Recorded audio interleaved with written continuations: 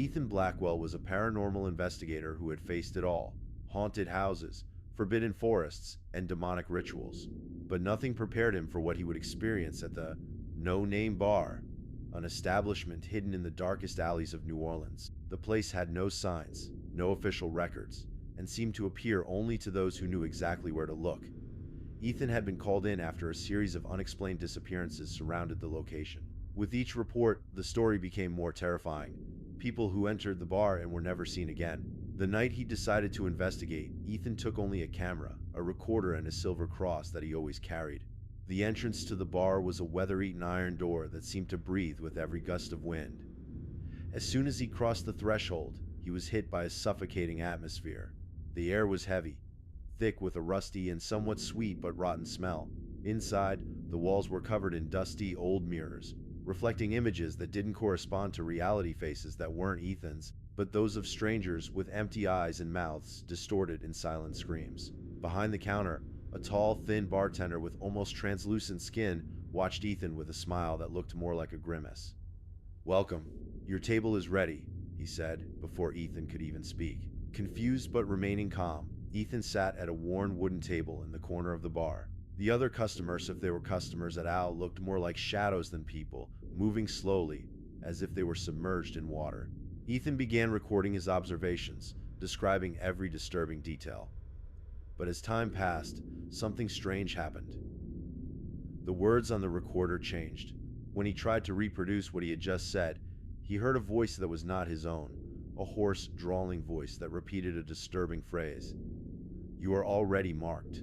The investigator looked around and noticed that the shadow customers were now all facing him, without eyes, but clearly looking at him. The bartender appeared at his side without making a sound, placing a glass in front of him. "Drink," he ordered. The liquid in the cup was black as pitch and seemed to pulse, as if it were alive. Ethan refused, but at the same moment, he felt a presence behind him. When he turned around, he saw a man in rags, with the skin hanging off his face, who whispered, "You have no choice here." Desperate, Ethan tried to get up, but he couldn't. His feet were rooted to the ground, as if he were part of the place. The environment around him changed. The bar disappeared, and he was now in a dark expanse, surrounded by grotesque figures that writhed and screamed in agony. A deep, guttural voice echoed, filling the void. "You have crossed the threshold, mortal. Now it belongs to us." With all his strength, Ethan managed to grab the silver cross in his pocket and lift it up. An intense light exploded around him, and he found himself back in the now empty bar. Without wasting time, he ran to the door, which was open, and went out into the street. When he looked back, the bar was gone. Back at his house, Ethan reviewed the footage and recordings. In the video, he did not appear at any point, just the empty bar, with the camera inexplicably floating. In the audio, however, there was a clear message: "See you soon." Ethan never talks about that night again, but he knows something awaits him, and that, one day, he will have to return.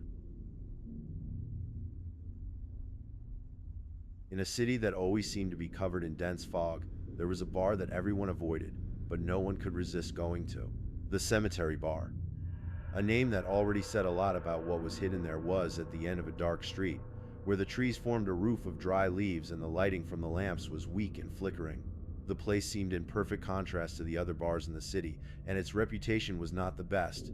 It was not known exactly when the bar began to be haunted, but the stories have always existed. They said that that bar was built on an old cemetery, and that over the years, the peace of the dead had been interrupted. There were rumors that spirits still roamed the catacombs beneath the establishment, but the biggest story that spread was about what would happen to those who dared to spend an entire night there. One night, a man named Henry, skeptical and curious, decided that he would prove that all this was nothing more than legend. Henry was an outsider, newly arrived in town, and no one knew him well. Upon entering the bar, the feeling of discomfort was palpable. The surroundings were immersed in shadows, and the air felt thick, as if an invisible pressure was upon everyone present. In the background, customers drank in silence, some with blank stares, as if they were deep in thought, while others didn't seem to notice anything around them. Henry sat on a stool near the counter and ordered a beer. The bartender, an aged-looking man, watched him with a cold, penetrating gaze, as if he knew exactly what Henry was thinking. "Nobody stays long here," said the bartender in a low but firm tone. Henry laughed and ignored the warning. The bar was almost empty except for one or two other customers who, strangely, didn't speak, just watched. Henry felt a chill, but forced himself to. The silence in the place seemed unusual, as if the bar was waiting for something. He took a sip of his drink, feeling a strange sensation spread through his. It wasn't the alcohol, but something deeper, something he couldn't identify. That's when the clock in the corner of the room struck mid. The change was immediate. The sound of music playing in the background suddenly stopped, as if someone had pulled the plug on the record. The customers, who were previously immersed in their own worlds, began to stare at Henry, their eyes shining in a hollow way, as if they were being pulled by something invisible. That's when the bartender looked directly at Henry, with an expression that seemed sad and at the same time filled with an unspoken.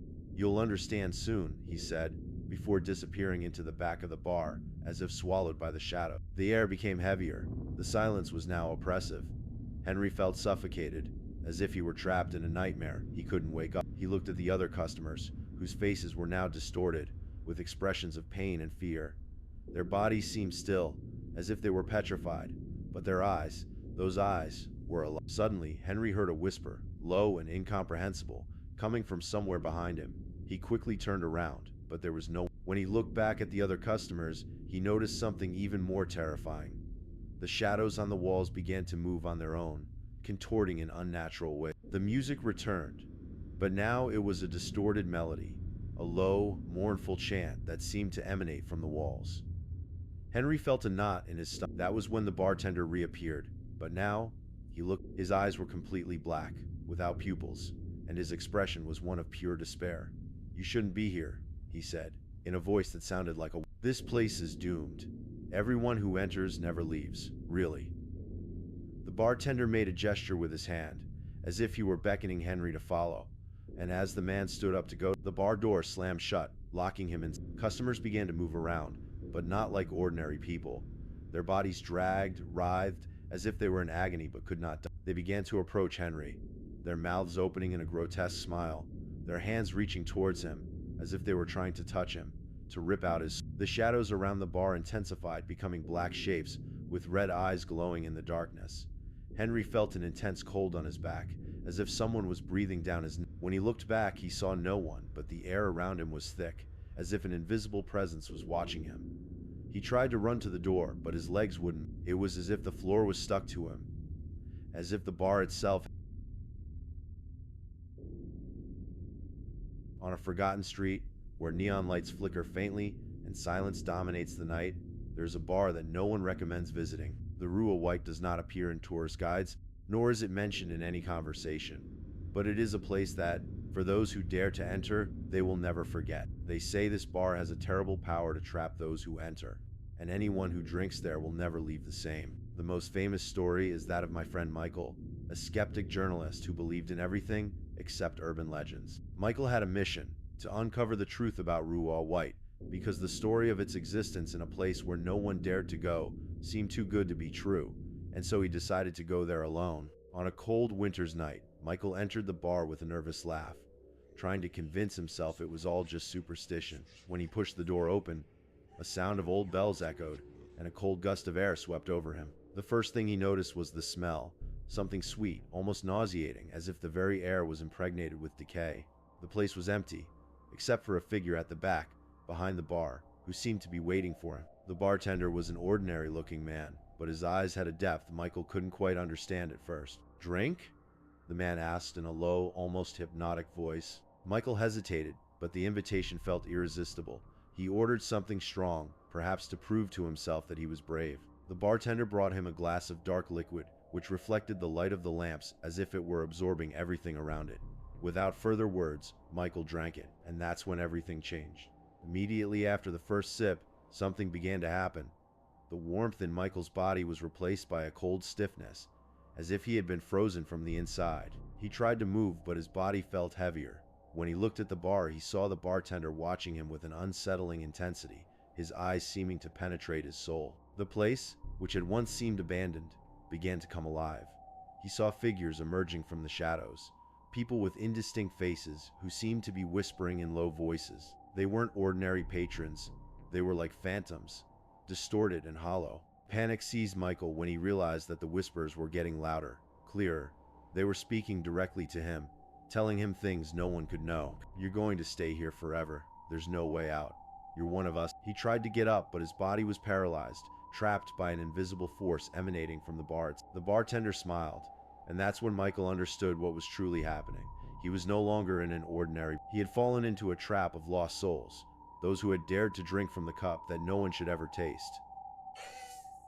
The glass, now empty, seemed to glow, as if it were marked. The sensation of being watched intensified. He knew that if he looked behind him, he would see distorted faces.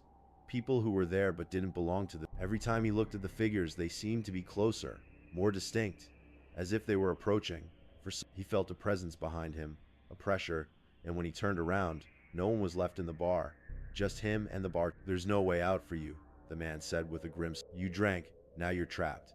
Every person who enters this bar becomes part of it. And with every sip, a little more of your soul is Michael, now desperate, tried to scream, but his voice faded away. He found himself immobilized, unable to move. The bar began to spin around him, the distorted faces of the figures closing in. The music seemed to come from a distant place, but at the same time, from every... And then, Michael understood. He was no longer just on Rua White. He was inside a prison, and this prison had no end. The people who were there weren't human. They were souls condemned to drink and lose themselves in this place until the end of... When the police arrived hours later, the bar was empty. There was no sign of Michael, only his glass left on the counter. No witnesses ever appeared, and investigations led to no... The Rua White was never seen again, and more strangely, its address disappeared from the map. However, every night, those who passed by the street, even without intending to, said they felt a sense of unease when passing the spot, as if the bar were still there, waiting for someone to drink and never leave. The story of Michael Carter became a legend, but who knows? Maybe on a dark, cold night, the Rua White is waiting for you. And everything you once knew will be erased, as if you never existed.